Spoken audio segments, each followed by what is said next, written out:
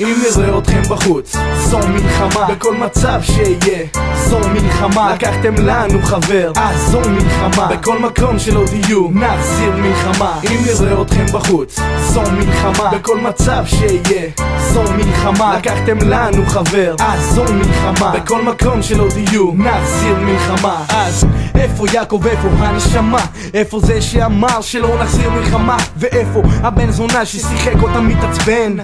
הוא עכשיו בתחנה משתפן, אז כנראה שהמזל הולך איתך. עדיף להיות בכלא ולא שנתפוס אותך.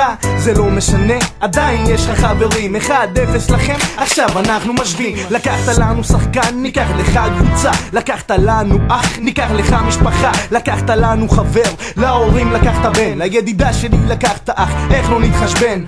למה זה הפך? רק מבעיה. אף פעם לא נשכח את מה שהיה, כי החבר שלי מת וגם שלך בדרך. מילה תהיה בטוח ולא בערך. אם נראה אתכם בחוץ, זו מלחמה. בכל מצב שיהיה, זו מלחמה. לקחתם לנו חבר, אז זו מלחמה. בכל מקום שלא תהיו, נחזיר מלחמה. אם נראה אתכם בחוץ, זו מלחמה. בכל מצב שיהיה, זו מלחמה. לקחתם לנו חבר, אז זו מלחמה. בכל מקום שלא תהיו, נחזיר מלחמה. אם נראה אתכם בחוץ, בכל מצב שיהיה, לקחתם לנו חבר.